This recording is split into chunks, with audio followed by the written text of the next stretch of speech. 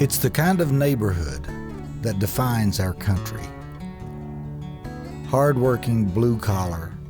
Neighbors know their neighbors, and it seems that on every block, somebody always seems to be restoring or fixing something.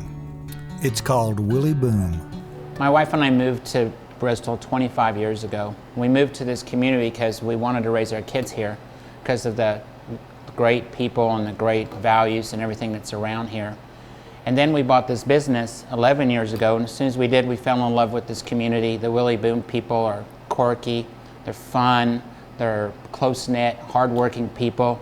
You can't just not fall in love with them. They're just amazing, amazing people. Anyone who grew up in Bristol had heard the name.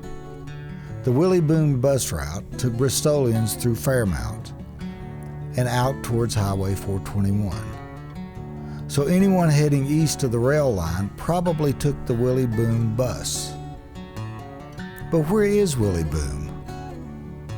There may have been signs at one time, but there aren't any now. And as one generation replaces the other, the name may be fading into Bristol's history. Willie Boom is the southeastern area of Bristol, south of Cedar Street, bordered on the east by Paperville and King University. And depending on who you ask, somewhere west of the Southern Railroad tracks.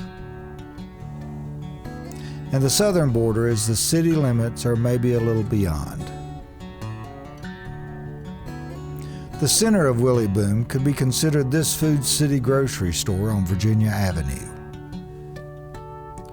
From these views, this little neighborhood looks like many neighborhoods around Bristol, but this one is different. The things that happened here around the beginning of the last century would have a lasting effect on much of Bristol, and especially on the area that is now South Holston Lake. The history of Willie Boom, along with the original source for its name, started here in Bluff City. Since the railroad came through this area in the 1850s, every lumberman who came through here on the train couldn't help but notice the stands of virgin hardwoods all over the area. In order to harvest those trees, they had to be chopped down, transported to a local sawmill where they were reduced to large lots of cut lumber, and then had to be taken to America's fast-growing cities. By the 1890s, the forest in the steep canyons of the South Holston River Valley was being harvested. This is the area that is now under South Holston Lake. The cheapest way to get the cut logs to a lumber company and a rail line was by using the South Fork of the Holston River. Get the logs to the river.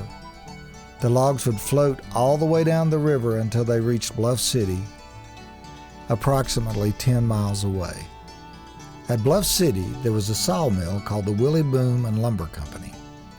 It was called that because the owner was A.F. Willie, and his mill was a boom lumber company.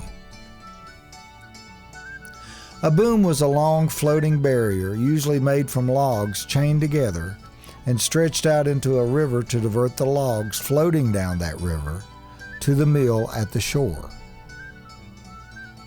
Once the logs were at the shore, they were pushed and prodded to a conveyor that would pull the logs from the water and up into the mill.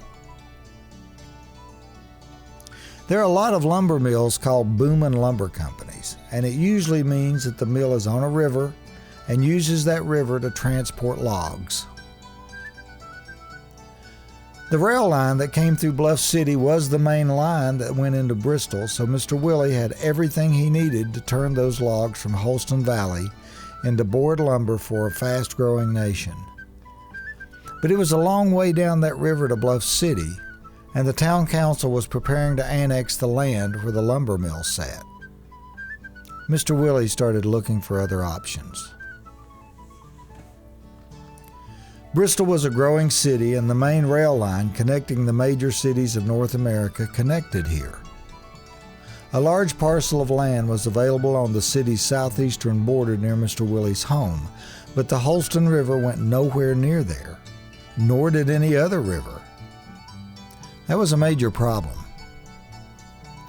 This was the 1890s. The roads that extended from Bristol into Holston Valley were not much more than trails, wide enough to allow farm wagons to pass.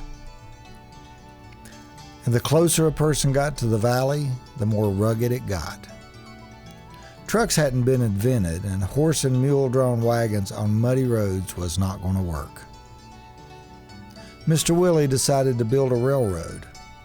It would start in Bristol and terminate at the intersection of the South Holston River and Big Creek, a medium-sized stream coming out of the foothills of the Holston Range. The narrow-gauge railroad would be over 8 miles long.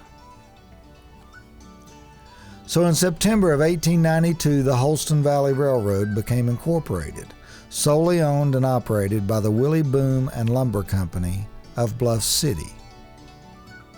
During the next 4 years, the rail line was built, and the mill moved and rebuilt at Bristol. While the actual name of the lumber company was the Morton, Lewis, and Willie Lumber Company, the old name, slightly modified, stuck.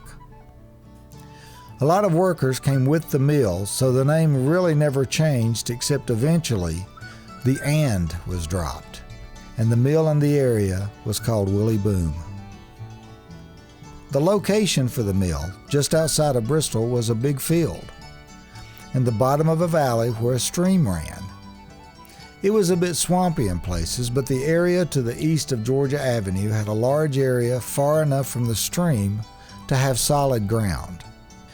This facility was going to have to accommodate logs from a southern virgin forest, so it was not unusual to have logs that weighed over 10 tons. They didn't have tractors back then, so how do you move those huge logs around? The same way that they were moved in Bluff City. But instead of floating down the river, they were dumped into a lake where they could be pushed and poked over to that same conveyor that they had used in Bluff City. So in March of 1896, the first logs were moved from the forest of Holston Valley to the Morton, Lewis, and Willie Lumber Company of Bristol, Tennessee. Mr. Willie immediately saw the potential for a fast, efficient transportation system for the people who lived in Holston Valley. It's been over 120 years since the Holston Valley Railroad was built out of Willie Boom. The lumber company and any buildings associated with the railroad are long gone. Or are they? When we come back, we'll tell you about an important historical find that we made while producing this program.